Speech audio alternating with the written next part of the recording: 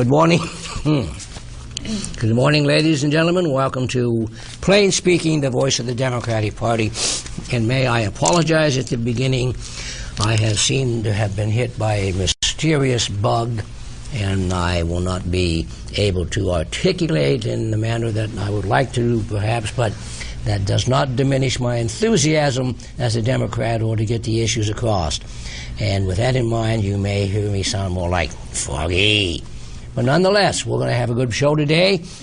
We have a very special guest, the Democratic candidate for the mayor of Altoona, John Pentland. Welcome, John. Good to have you. Thank you. And to my immediate left is our resident historian and treasurer, George Thompson. Welcome, George. Morning, Frank. And to Mr. Pentland's left is Robin Arndt, who is the vice chair for the Southern District of Blair County, as well as being a state committee member. So welcome, Robin. Thank you. Very happy to have you folks, and welcome to you all for tuning us in. And we certainly hope you will take something out of this show today that will help you cement your dedication to the Democratic principles and the party. John, I am very happy to see a very qualified person running for, not that we've never had qualified people, but in the preliminaries up until this election, we have not had a lot of opportunity to talk to people who are running, and I'm very happy that you're putting your hat in the ring. And I'm going to ask George if he'll begin your questioning of you, and feel free to express yourself as you normally do and as casually as you want to. Thanks, Frank. Well, I guess I'd start off, John. Could you just give a brief background of what has happened to you during your life? I mean, your work experiences. Well, my background is I'm born and raised here in Altoona, and in the 80s, when I settled down, it was hard finding a job then, but I found one in corrections. I made a career out of it, and I moved around in corrections, 3 different facilities. I was a training sergeant. I was cross-trained as a drug counselor.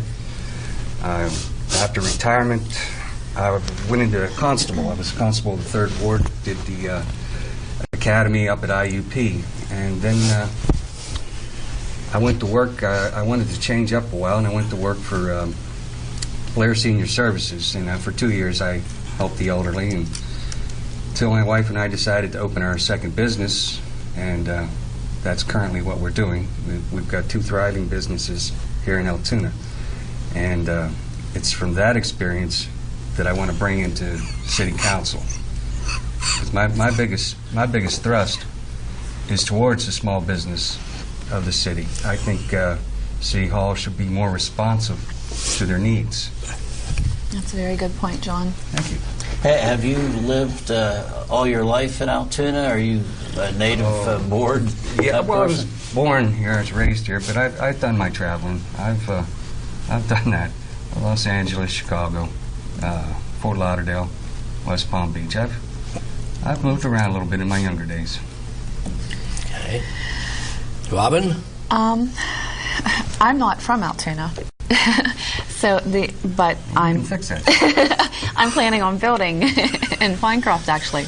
But how are you going to make out? What are your thoughts of making Altoona better? Well, I've mentioned this at the Union Hall, and I firmly believe if we were to take a 7-block long stretch somewhere in the city, somewhere level, rezone it commercial, just the whole way down, commercial.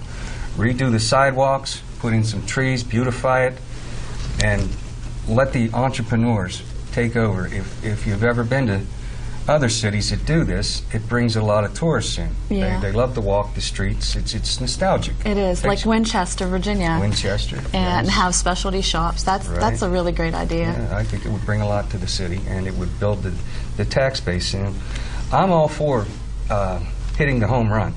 If we could work for 5 years, if we could bring a big producer in here and put millions of dollars into a big plant, that would be a boom. Yeah. But it's sort of like fishing. You could go out there for 2 weeks, catch one big muskie, and you're going to eat well. Or you could sit along the bank, catch panfish, and eat every morning.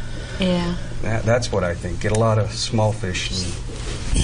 still go for the big one. Sustain it. Yeah. So there's right now a number of reports because of Altoona's distressed city status that has been declared. Now, have you had time to read any of these reports? There's also a visioning report that's separate, but it's a 2-year project that the city had, looking at what the future of Altoona is. I mean, there's a lot of information, I guess is what I'm saying out there. This must be overwhelming. Volumes. Have you had a chance to look at some of these reports? I've cruised through as much as I can get through. There's findings that I can agree with, some that I don't.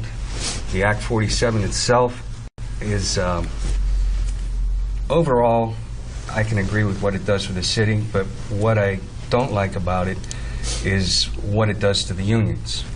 This, to me, is a huge sticking point.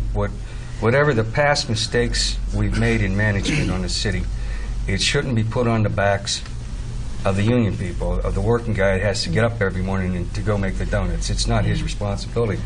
We don't need to be taking his sick days and toying with his pension. Now, you take the fire company, for instance. Now, these guys, I'm told they make over 2,000 calls per year in this city. Now, even if only 100 of them there's a major fire, that's 100 chances per year for a whole city block to go up. And it's only because these guys are so well-trained and professional that this city is managed the way it has. We don't have a problem with fires. We have a responsibility to, whenever they are in the public service, to take care of them. Absolutely. You know, they deserve a good pension. Because what else? I mean, what is the alternative? Have them take them back below minimum wage or whatever, and have them beg on the streets? I mean, you're going to deal with an elderly population that, once again, has nothing, is below poverty. John, one of the main reasons that the city of Altoona went into distress was because of the financial situation. They were going bankrupt. Right. Now, as you well know, under the current system, the city is restricted in the number of mills on private property that they can assess to gain money, and they're also restricted on the percentage of income that they can assess a tax on. And so the question I want to ask you is, in light of the fact that the major reason, and I think George can agree with that, the major reason we're going into Act 47 is financially. Right. Well, that's true. I mean, that's what's forcing the issue. How do you envision